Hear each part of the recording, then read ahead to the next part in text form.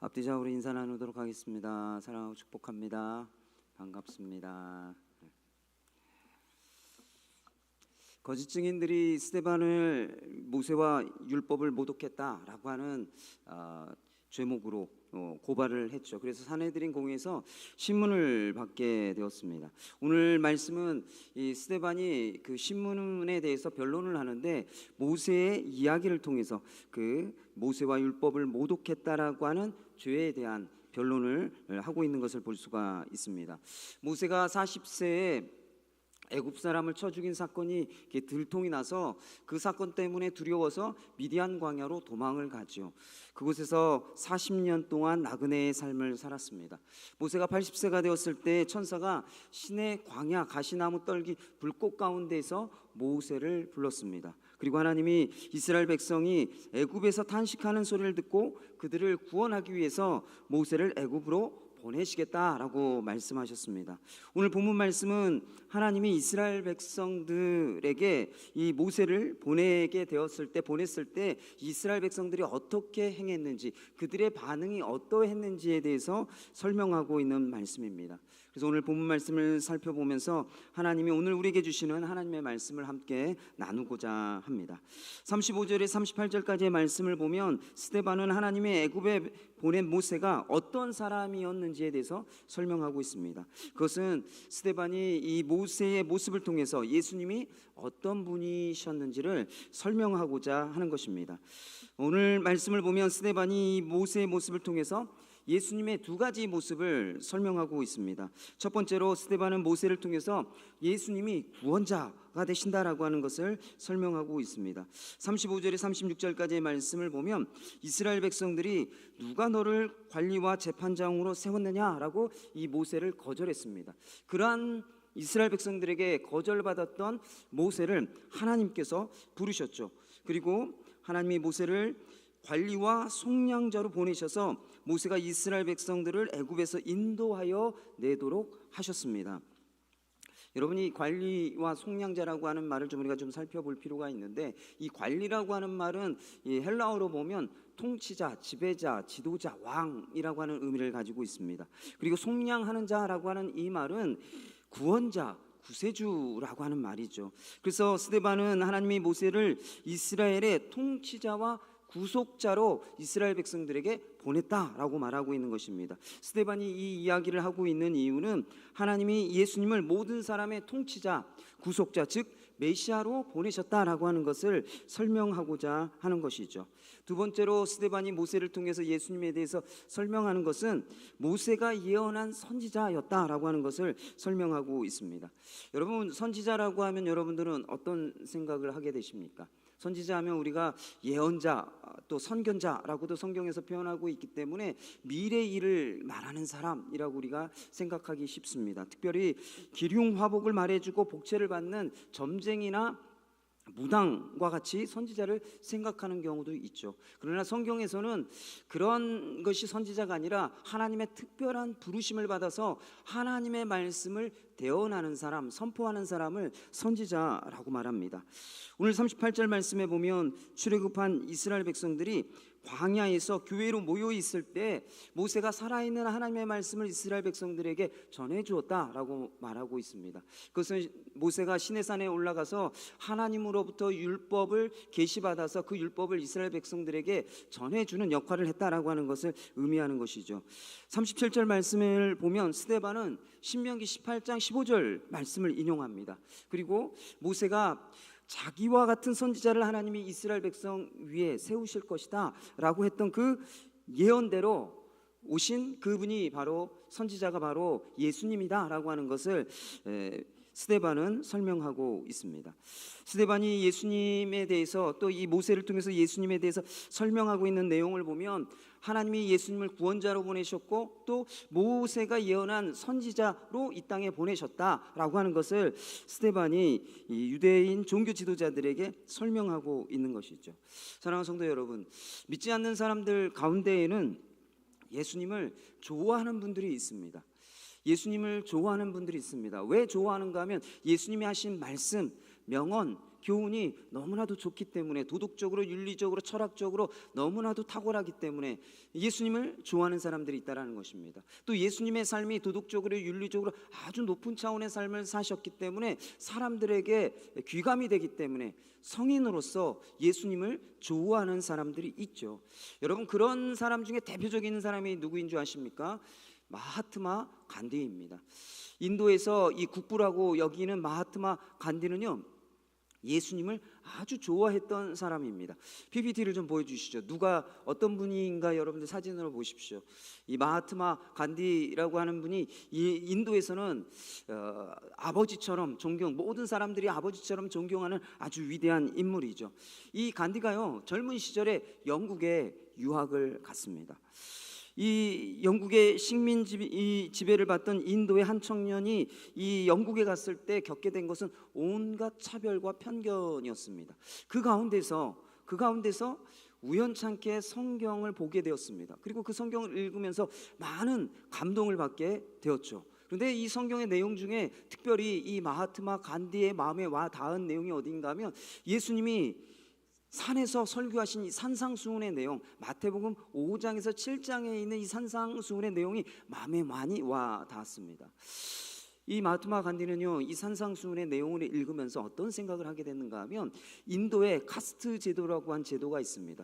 이 사람들의 계급을 4개로 구분해 갖고 차별하는 아주 못된 나쁜 그런 카스트 제도가 있는데, 이 산상수훈의 말씀만 잘 지키면, 또 산상수훈의 말씀 안에서 이 나쁜 잘못된 카스트 제도를 바꿀 수 있는 해결책, 방법을 찾을 수 있겠구나라고 하는 그런 생각을 하게 됐어요. 그래서 학생 시절부터 이 마하트마 간디가요, 성경을 많이 읽고 성경 연구를 참 많이 했습니다. 그리고 드디어 진지하게 고민하다가 이 마하트마 간디가요, 힌두교인이었는데 기독교로 개종하기로 결심을 했습니다. 그리고 주일에 교회를 찾아갔습니다. 그런데 이 영국 식민지 인도에서 왔다라고 하는 이유 때문에 가는 교회마다 이 마하트마 간디가 문전박대를 당했어요. 예배당에 들어가지 못하고 계속 쫓겨나는 일을 계속 경험하게 됐습니다. 이렇게 런던 대학에서 법학을 전공하고 변호사가 되었던 이 간디가 경험했던 기독교는요, 성경에 있는 말씀과 또 예수님이 말씀하신 산상수훈의 그 사랑의 본질과는 너무나도 다른 기독교, 다르게 살아가는 기독교인들의 모습을 보고 실망을 했습니다. 그리고 결국은 이 교회 문턱까지 갔다가 다시 돌아오게 되었다라고 하는 이야기가 있습니다. 이 간디가 당시에 영국 교회와 기독교인들이 예수님의 가르침과 동떨어진 삶을 살아가고 있는 것을 실망했습니다. 그러나 예수님을 좋아했습니다. 훗날 간디는 이런 이야기를 했다고 합니다. 나는 예수를 좋아하지만 기독교인은 싫어한다, 이런 얘기를 했습니다. 이 간디는 예수님의 이 산상수훈과 같은 가르침 때문에 예수님을 아주 좋아했다라는 것이에요. 그러나 예수님을 구원자로 믿지는 않았다라는 것입니다. 그래서 간디를 기독교인이라고 얘기를 하잖아요. 예수님의 말씀을 인용해서 설교도 하고, 우리로 얘기하면 설교죠, 설파도 하고 가르침도 하면서 예수님의 좋은 말씀을 사람들에게 전하며 권면도 하지만, 간디는요, 힌두교인이지 기독교인이 되지 않았다라는 거예요. 이 간디는 이런 얘기를 합니다. 모든 종교는 동등하다, 모든 종교는 똑같아, 그래서 한 종교에서 다른 종교로 개종하는 것은 잘못된 일이다 라고 말을 했다고 합니다. 사랑하는 성도 여러분, 예수님이 이 땅에 왜 오셨습니까? 좋은 선생이 되기 위해서 오셨습니까? 우리에게 성인 군자가 되기 위해서 예수님께서 오셨습니까? 그렇지 않죠. 마태복음 20장 28절 말씀에 보면 예수님이 선생으로 이 땅에 오시고 성인 군자로 오셔서 사람들에게 섬김을 받고 존경을 받기 위해서 오신 것이 아니라 자기 목숨을 많은 사람의 대속물로 주고 사람들을 구원하기 위해서, 죄인들을 구원하기 위해서 오셨다라고 말씀하고 있습니다. 사랑하는 성도 여러분, 여러분들에게 예수님은 어떤 분이십니까? 여러분들에게 예수님은 누구이십니까? 간디처럼 좋은 말씀, 명언, 좋은 교훈을, 가르침을 주어서 우리가 들을 만한 이야기가 있고, 또 삶의 지침이 된 좋은 말씀을 하신 분, 좋은 가르침을 주신 분, 또 삶의 도덕적으로 윤리적으로 높은 차원의 삶을 사셔서 삶의 모델이 될 만한 인격적인 그런 성행군자, 그런 정도로 여러분들이 예수님을 알고 예수님을 좋아한다면요, 여러분은 아직 예수님을 믿지 않는 것입니다. 아직 여러분들은 구원의 은혜를 경험하지 않은 것이라는 거예요. 사랑하는 성도 여러분, 예수님은 우리에게 이 땅에 자기의 목숨을 많은 사람의 대속물로 주어 구원하기 위해서 오셨다라고 말씀하고 있죠. 그리고 구약의 성경은 그런 예수님에 대해서 예언하고 있습니다. 그 예언대로 예수님께서 이 땅에 오셔서 십자가에서 죽으시고 부활하심으로 모든 사람들을 구원하는 구원자가 되어 주셨다라는 것입니다. 그래서 사랑하는 성도 여러분, 우리가 예수님을 생각할 때 제일 먼저 무엇을 생각해야 돼요? 좋은 선생, 성인군자가 아니라 우리의 구원자, 우리의 구원자가 되어 주신 예수님, 그것이 우리가 예수님을 생각할 때 가장 먼저 떠올라야 할 우리의 생각이고, 또 우리가 예수님이 어떤 분이신지를 고백할 때 가장 먼저 해야 할 고백이 나의 구원자가 되시는 분이라고 하는 것이 되어야 된다는 것입니다. 사랑하는 성도 여러분, 여러분들에게 예수님이 어떤 분이십니까? 여러분들에게 예수님이 누구이십니까? 이 간디와 같이 예수님을 좋아하기만 하고 예수님을 구원자로 믿지 못하는 그런 삶을 살아가는 것이 아니라, 여러분들이 예수님을 생각할 때마다 항상 제일 먼저 예수님은 나의 구원자이십니다 라고 하는 믿음의 고백을 가지고 살아갈 수 있는 우리 믿음의 성도님들 되시기를 축원합니다. 39절에서 41절까지의 말씀을 보면, 스데반은 하나님이 모세를 관리와 속량하는 자로 이스라엘 백성들에게 보내주셨습니다. 그런데 이스라엘 백성들의 반응이 어떠했는지, 어떻게 그들이 행했는지에 대해서 언급하고 있죠. 첫 번째로는 하나님이 이스라엘 백성들에게 구원자로 모세를 보내주셨을 때 이스라엘 백성들의 태도는 39절 말씀을 보면 모세를 거절하고 마음이 애굽으로 향했다라고 말하고 있습니다. 출애굽기 7장과 12장을 보면 이 모세가 하나님의 그 역사로 말미암아 10가지 재앙을 애굽에 내리고 이스라엘 백성들을 애굽에서 구원하여 내게 되죠. 그리고 출애굽기 14장에서 17장까지 보면 이 모세가 하나님의 은혜와 역사와 능력으로 인해 많은 기적을 행하게 됩니다. 홍해를 마른 땅처럼 이스라엘 백성들이 건너가게 하고, 또 마라의 쓴물을 달게 하여 이스라엘 백성들이 마시게 하고, 또 이 배고파하는 이스라엘 백성들에게 하나님의 기적과 능력을 나타내서 하늘에서 만나가 내리고 메추라기가 떨어져서 배고픈 이스라엘 백성들을 먹이게 되죠. 그뿐만이 아니라 아말렉과의 전쟁에서는 모세가 손을 들고 기도할 때 전쟁에서 이기게 되는 놀라운 기적이 나타나게 됩니다. 또 르비딤이라고 하는 것에서는 물이 없을 때 반석을 쳤을 때 그 반석에서 물이 솟아나서 이스라엘 백성들이 물을 마시게 되어지는 놀라운 기적과 놀라운 능력들이 나타났습니다. 그러나 민수기 14장 22절 말씀을 보면요, 이스라엘 백성들이 애굽과 광야에서 하나님이 모세를 통해서 행하시는 기적을 보았는데도 불구하고 하나님을 10번을 시험하고 하나님의 말씀을 청종하지 않았다라고 얘기하고 있습니다. 여러분, 성경에서 10이라고 하는 숫자는 의미를 가지고 있습니다. 단순히 이 숫자로서의 의미만 있는 것이 아니라 이 10이라고 하는 숫자는 철저하다, 완벽하다, 완전하다라고 하는 의미를 가지고 있습니다. 그런데 이스라엘 백성들이 하나님의 말씀을 듣지 않고 하나님을 시험하기를 몇 번 했다고요? 10번 시험했다라고 얘기하고 있습니다. 그 얘기는 무슨 얘기입니까? 하나님을 아주 철저하게 완전히 거절했다라는 것이죠. 그리고 하나님이 누구를 통해서 역사하고 일하셨습니까? 누구를 통하여 말씀하셨습니까? 모세를 통해서 하나님께서 역사하시고 하나님이 말씀하셨죠. 모세 또한 하나님과 더불어 이스라엘 백성들이 아주 철저하게 완전히 거절했다라고 성경은 말하고 있다라는 것입니다. 그리고 39절 말씀에 보면, 하반절 말씀에 보면 모세를 거절했던 이스라엘 백성들의 그 마음이 도리어 애굽으로 향했다라고 말하고 있습니다. 이스라엘 백성들은 이 광야 생활에 불편함과 어려움이 생길 때마다 어떤 생각을 했는가 하면, 애굽에서 살 때가 좋았다, 애굽이 편했다, 괜히 애굽에서 나와서 광야에서 죽을 고생하는구나, 이렇게 죽을 고생하며 이렇게 광야에서 살기보다는 차라리 애굽으로 돌아가자, 마실 물이 없을 때마다 애굽에서 살 때 좋았는데, 먹을 것이 없을 때마다 애굽에서 풍성하게 먹었는데, 이런 생각을 하면서 계속 이스라엘 백성들의 마음은 애굽으로 돌아가고자 하는 마음을 가졌다는 것입니다. 여러분, 이 어려울 때마다 하나님의 구원자였던 모세를 거절하고 애굽으로 돌아가려고 했던 이 이스라엘 백성들의 모습은 무엇을 이야기하고 있는가 하면 유대 종교 지도자들의 모습을 이야기하고 있는 것입니다. 구원자로 예수님을 보내주셨음에도 불구하고 유대 종교 지도자들이 그 예수님을 받아들이지 않고 거절했던 그것에 대해서 이 스데반은 이 모세가 거절받은 이 이야기를 통해서 유대인들의 종교 지도자들의 모습을 이렇게 지적해주고 있는 것이죠. 예수님을 거절하는, 어렵고 힘들 때 예수님을 멀리하고 예수님께 가까이 가는 것이 아니라 거절하는 이 유대 종교 지도자들의 모습, 또 이스라엘 백성들의 모습은 사실 오늘 신앙생활을 하고 있는 우리들의 모습이기도 하죠. 출애굽기 16장 1절에서 3절까지의 말씀을 보면요, 이스라엘 백성들이 신 광야에 이르렀을 때 먹을 것이 없어서 모세와 아론에게 불평하고 원망하고 원성의 소리를 높였습니다. 그리고 애굽에서 고기와 떡을 배불리 먹을 때가 좋았다, 애굽에서 떡과 고기를 배불리 먹을 때가 좋았다라고 말하면서 광야에서 추려 죽게 되었다라고 불평을 했습니다. 그리고 이스라엘 백성들이 애굽으로 돌아가고자 하는 마음을 가졌죠.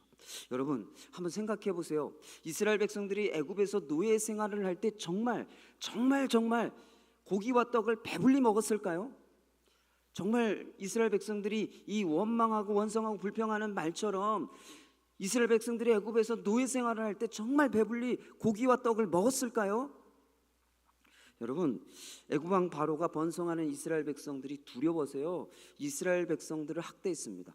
힘들고 어려운 노동을 시키며 학대하고 또 남자아이가 태어나면 죽이라고 하는 명령을 내렸어요. 그런데 그런 이스라엘 백성들을 향하여 애굽 사람들이 배불리 먹도록 떡과 고기를 주었을까요? 그렇지 않죠.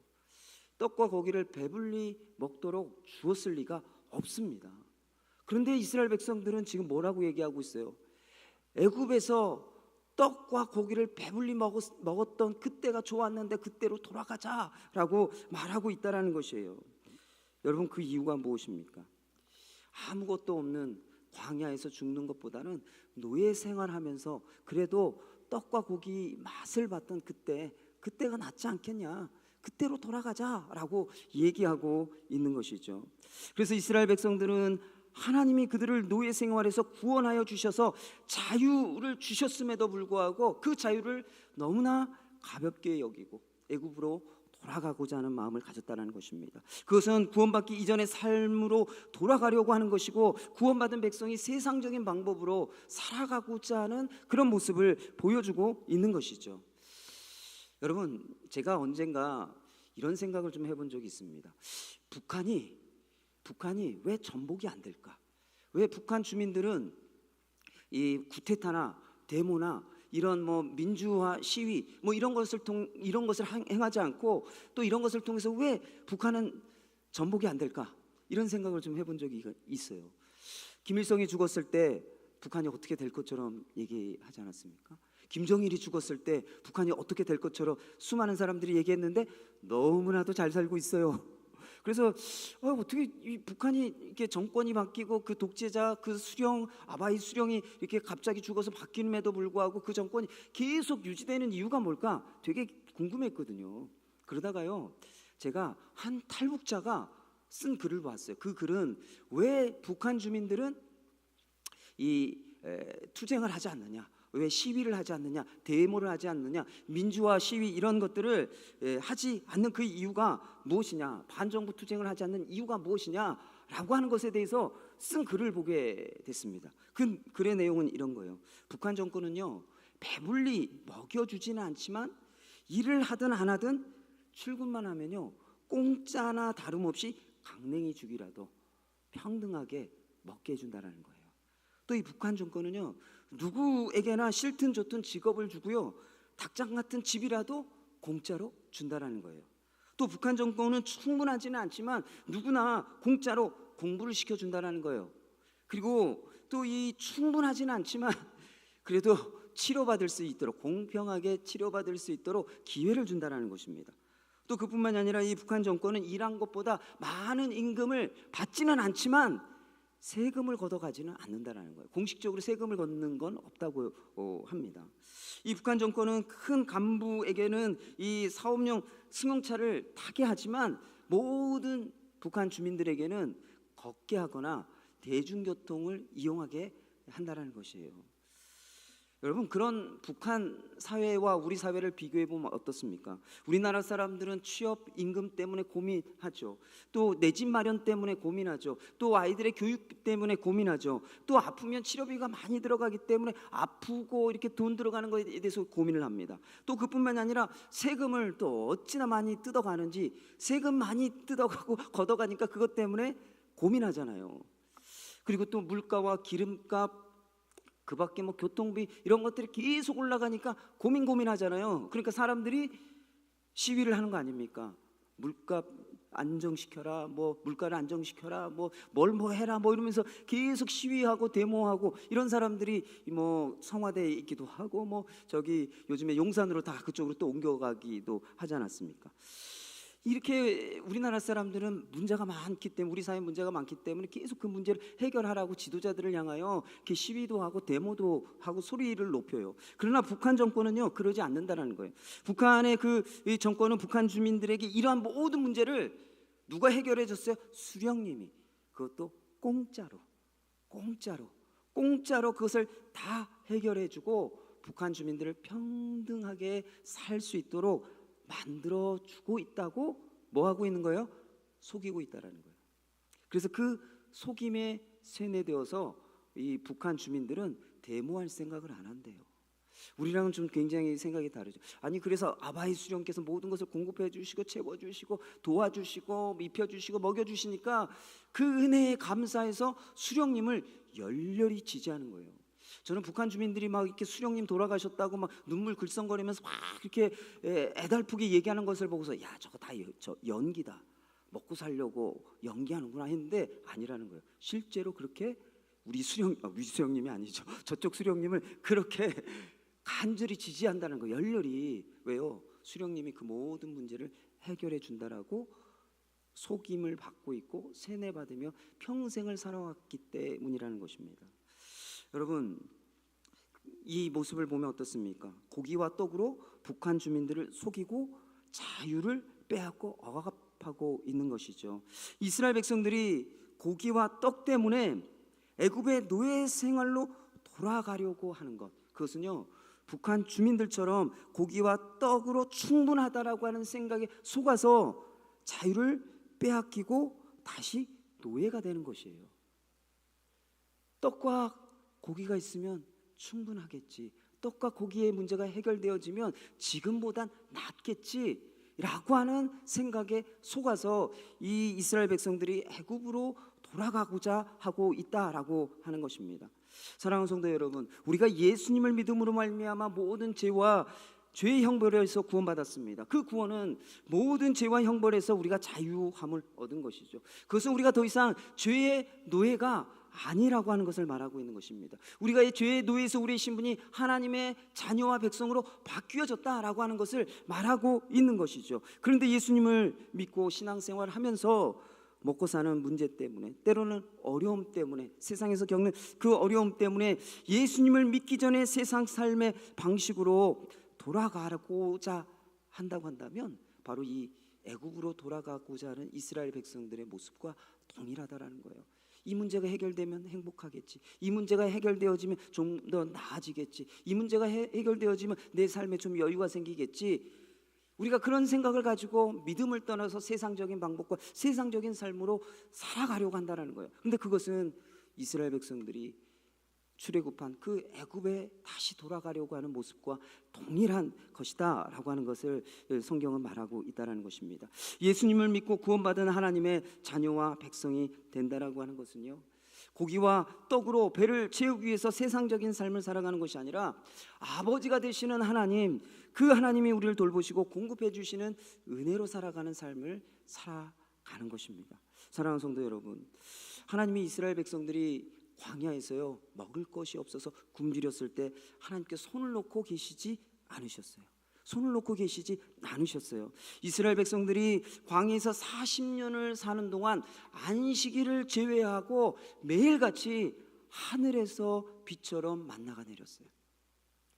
그래서 이 40년 광야에서요, 하나님께 불순종해서 죽은 사람은 있어도 굶어 죽은 사람은 단 한 사람도 없었다고요. 근데 이스라엘 백성들이 몇 명인 줄 아세요? 이 광야에서 생활했던 이스라엘 백성들이 남자만 60만이었어요. 남자 여자 다 남녀노소 다 포함하면 200만이에요.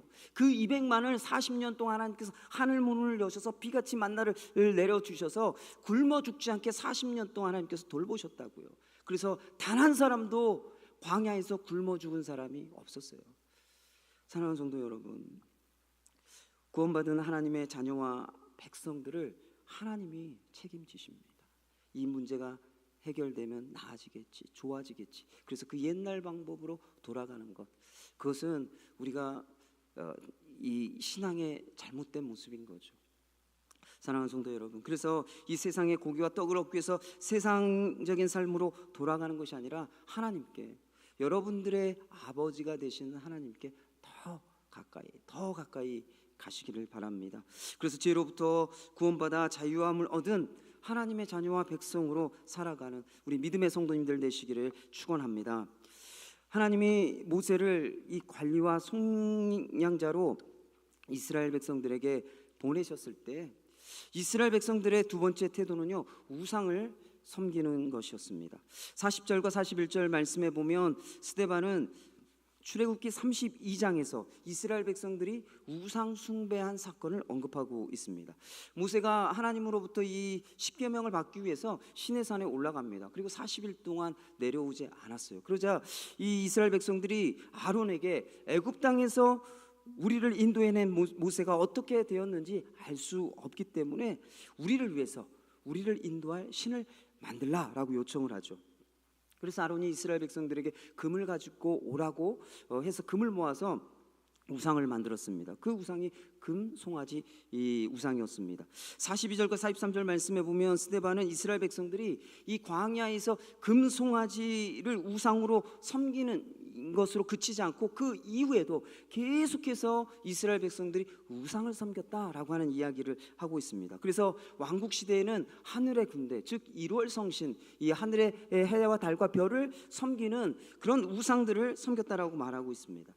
스데반은 아모스서 5장 25절에서 27절까지의 말씀을 인용해서 이스라엘 백성들이 광야에서 40년 동안 하나님께 희생과 제물을 하나님께 드린 적이 없다라고 얘기하고 있어요. 이 얘기는요, 하나님이 받으실 만한 제사를 단 한 번도 드린 적이 없다라고 하는 것을 말하고 있는 것입니다. 또 그뿐만이 아니라 이스라엘 백성들이 가나안 땅에 들어온 이후에는 암몬의 우상 몰렉과 아수르인들이 섬기던 레판의 별을 계속해서 섬겼다, 우상 숭배를 그치지 않았다라고 말하고 있습니다. 하나님께서 이렇게 계속해서 우상 숭배하는 이스라엘 백성들에게 심판을 하셨는데 그 심판이 어떤 것이었는가 하면 하나님께서 외면하셨다라고 얘기하고 있어요. 외면하셔서 이스라엘 백성들이 바벨론 포로로 끌려가게 하시는 그러한 심판을 행하셨다라고 말씀하고 있어요. 스데반은 하나님이 구원자로 모세를 보내셨을 때 이스라엘 백성들이 모세를 거절했을 뿐만이 아니라 계속해서 우상 숭배하며 하나님 앞에 죄악을 행했다라고 하는 것을 말하고 있습니다. 그것은 이 스데반이 유대 종교 지도자들의 모습을 지적하는 것이죠. 구원자로 보내신 예수님을 거절했을 뿐만이 아니라 사람들이 만든 규례, 그것을 우상으로 만들어 섬겼다라고 하는 것을 지적하고 있는 것입니다. 여러분, 이스라엘 백성들이 계속해서 우상 숭배를 하게 되는데 그 우상 숭배 시작이 어딘가 하면 출애굽기 32장 광야에서 시내산 광야에서 이 금송아지를 섬기는 것에서부터 우상 숭배가 시작되어졌습니다. 그래서 이 우상 숭배가 시작되어진 금송아지 이 사건을 살펴보면 도대체 우상이 뭐냐, 우상을 섬기는 것이 무엇이냐, 무엇이 우상이냐라고 하는 것을 알 수가 있죠. 사도행전 7장 40절 말씀에 보면 이스라엘 백성들이 우리를 인도할 신을 우리를 위하여 만들라고 말하고 있습니다. 그리고 사도행전 7장 41절 말씀을 보면 자기 손으로 만든 것을 기뻐했다라고 말하고 있습니다. 이 두 개의 말씀은요, 우상 숭배의 특징이 무엇인지를 말해주고 있습니다. 여러분, 우상 숭배의 특징이 무엇일까요? 그것은요, 자기를 위하여 자기가 신을 만든다라는 것이에요. 다시 한번 말씀을 드리면 자기를 위하여 자기가 신을 만든다라는 것입니다. 이스라엘 백성들이 애굽 땅에서 인도에 낸 모세가 보이지 않자 광야에서 어떻게 살지 염려가 되고 두려움이 생겼습니다. 그래서 이스라엘 백성들은 광야에서 살아가기 위해서 자신들을 위해서 신이 필요했기 때문에 그 우상을 만들었던 것이죠. 그것이 금송아지 우상이고, 그 금송아지 우상은 이스라엘 백성들이 애굽에서 늘 애굽 사람들이 섬기는 아피스라고 하는 그 신의 모습을 늘 익숙하게 보아왔기 때문에 우상을 만들 때, 그들에게 필요한 신을 만들 때 금송아지 형상으로 만들었다는 것입니다. 그리고 그 금송아지를 향해서 뭐라고 불렀을까요? 이스라엘 백성들이요, 하나님이라고 불렀어요. 우리를 애굽에서 인도해낸 하나님, 우리의 필요 때문에 하나님을 만들고 그 필요로 만들어진 그 금송아지 우상을 향해서 우리를 인도해낸 하나님이라고 불렀다는 것입니다. 사랑하는 성도 여러분, 이스라엘 백성들이 만든 우상은 자신들을 위해서 자기 손으로 하나님을 만든 것이었습니다. 팀 켈러라고 하는 목사님이 쓰신 책이 있는데 내가 만든 신이라고 하는 책이 있습니다. 한번 PPT를 좀 보여주시죠. 이 팀 켈러 목사님이 말씀하신 것 중에 이런 아주 재미난 이야기가 있습니다. 인간의 마음은 우상 공장이다라고 얘기하셨어요. 이게 무슨 말씀인지 이해가 되세요? 인간의 마음은 우상 공장이다라고 얘기를 했어요. 우리는 생각하면 우상이면 어떤 형상, 이렇게 외부에 있는 물질로 만들어진 어떤 형상으로서의 우상을 생각하는데, 이 팀 켈러 목사님은 뭐라고 말씀하셨는가 하면 우리의 마음이 우상 공장이라고 얘기했어요. 결국 이 얘기는 우상이 어디에서 만들어져요? 우리 마음에서 나를 위하여 내가 만든다라고 하는 의미를 담고 있는 것입니다. 이 의미 아시겠어요? 이해가 됐어요? 우리의 마음이 우상 공장이다. 어떤 필요에 의해서 내 마음에서 내가 하나님을 만든다라는 거예요. 신을 만든다라는 거예요. 우상을 만든다라는 거예요. 그래서 우상이 어디에 있는가 하면 우리 바깥에 있는 것이 아니라 어디에 있어요? 우리 마음 안에 있다는 거예요. 우리 마음 안에 우상이 숨겨져 있다라고 말씀하고 있어요. 이 팀 켈러 목사님이 우상에 대한 정의를 이렇게 정의하셨습니다. 제가 읽어드릴 테니까 한번 눈으로 잘 따라오시길 바랍니다. 우리가 하나님이 아닌 다른 대상에서 만족과 기쁨을 누리려고 하고 하나님만이 주실 수 있는 것을 다른 데서 얻으려 하는 대상이 우상이다. 그러니까 우리가 기쁨과 만족을 얻는데 하나님이 아닌 다른 것에서 우리가 기쁨과 만족을 얻으려고 한다면 그것이 모두 다 우상이라는 거예요. 그래서 여러분, 우상이 될 수 있는 건요, 하나님 빼놓고 나머지는 모두 다 우상이 될 수 있다라고 말하고 있는 것이에요. 그래서 팀 켈러 목사님이 이 우상으로 우리가 삼고 있는 것을 예를 몇 가지 들어주셨어요.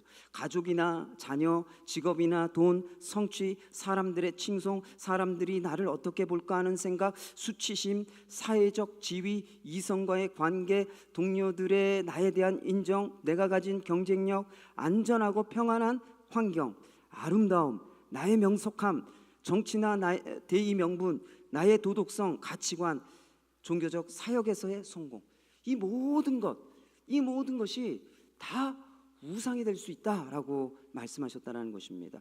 하나님이 아닌 것에서 만족과 기쁨을 찾으려고 하는 그 모든 것은 다 우상이 될 수 있다는 거죠. 그런데 그 우상이 어디에 있어요? 바깥에 있는 게 아니라 내 마음 안에 있다는 거예요. 내 마음에 그 우상이 다 숨겨져 있다는 것이에요. 그래서 팀 켈러 목사님이요, 내 마음에 숨겨져 있는 우상을 찾아내는 방법, 내 마음에 숨겨져 있는 우상을 식별하는 방법을 4가지로 말씀해 주셨습니다. 그것을 여러분들에게 좀 소개해 드리려고 합니다. PPT 띄워주시죠. 첫 번째는요, 생각의 내용을 점검하라는 것이에요. 내 생각, 어떤 생각을 하고 있는지를 점검해보면 나의 우상이 무엇인지 알 수 있다라고 하는 얘기예요.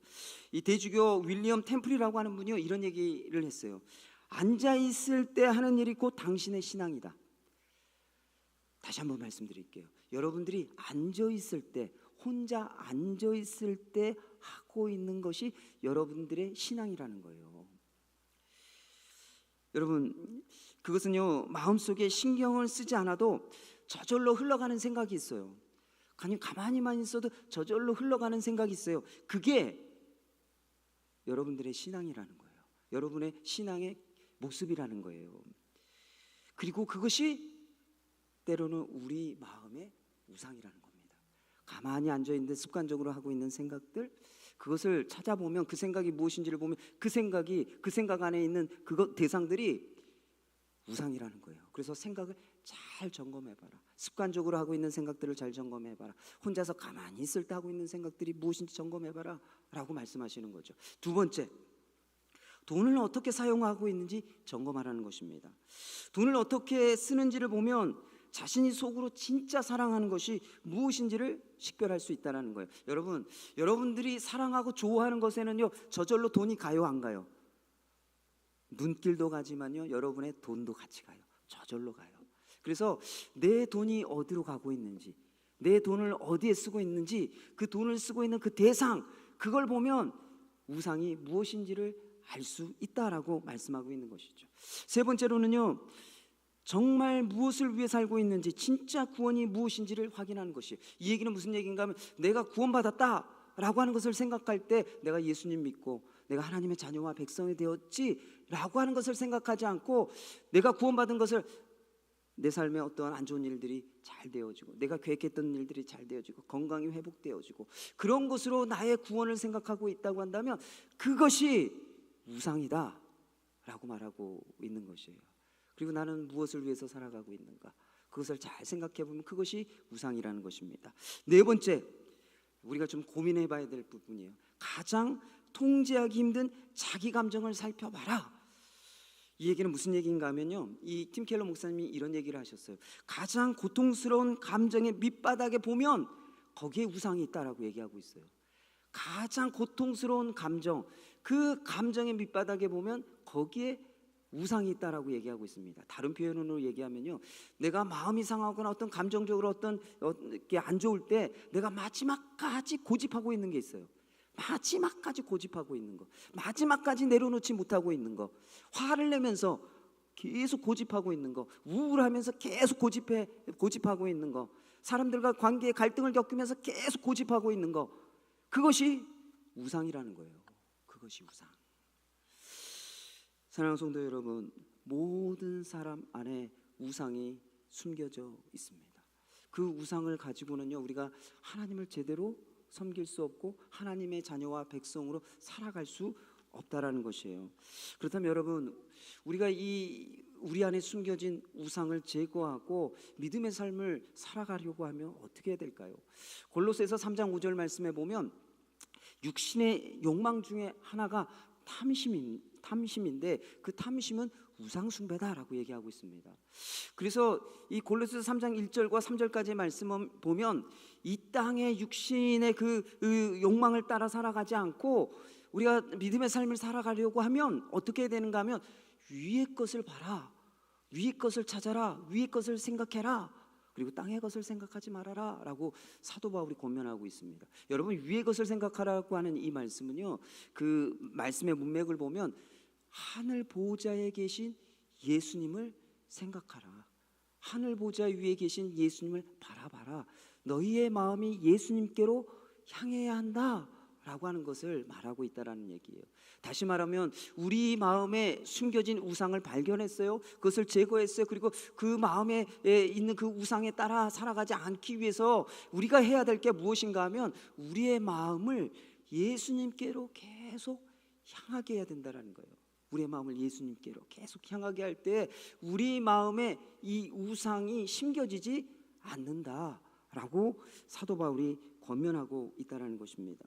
사랑하는 성도 여러분, 여러분 마음 가운데는 어떤 우상이 있습니까? 여러분들이 오늘 제가 여러분들에게 말씀드린 네 가지 다시 한번 좀 띄워주시겠습니까? 이 우리 마음속에 우상을 점검하는 네 가지 방법, PPT 좀 다시 한번 띄워주시죠.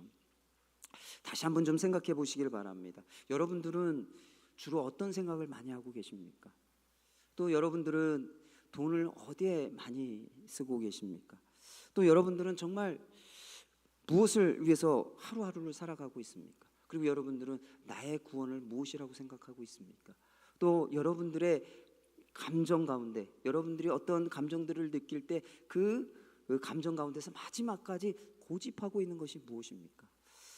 오늘 여러분들 마음에 이 네 가지 기준을 가지고 여러분들 마음에 어떤 우상이 있는지 점검하시고 찾아보시고 그 우상들을 하나님 앞에 내려놓고 회개하고 이 마음 가운데 예수님을 향할 수 있도록, 이 마음이 우상에게 향해 있던 이 마음이 예수님께로 이 마음이 향할 수 있도록 기도하는 우리 믿음의 성도님들 되시기를 축원합니다. 말씀을 정리하도록 하겠습니다. 이 네 가지 우상 문제 계속 좀 틀어놓으세요. 말씀 오늘 세 가지 말씀을 나눴습니다. 우리가 예수님을 어떤 분으로 생각해야 돼요? 좋은 선생, 좋은 어떤 삶의 모델, 인격자 뭐 이런 성인 군자가 아니라 늘 예수님은 우리의 구원자예요. 늘 첫 번째 예수님에 대한 믿음의 고백, 나의 구원자가 되신다라고 하는 것입니다. 두 번째로는 이 출애굽한 이스라엘 백성들이 애굽에서 먹은 그 고기와 떡을 생각하고 그것으로 충분하다고 생각해서 애굽으로 돌아가려고 하는 것, 그것은 옛 삶의 방식으로 돌아가고 우리의 삶의 문제들을 해결하기 위해서 옛 삶으로 돌아가려고 하는 것, 옛 삶의 방식으로 살아가려고 하는 그런 모습을 보여주는 것이라는 것입니다.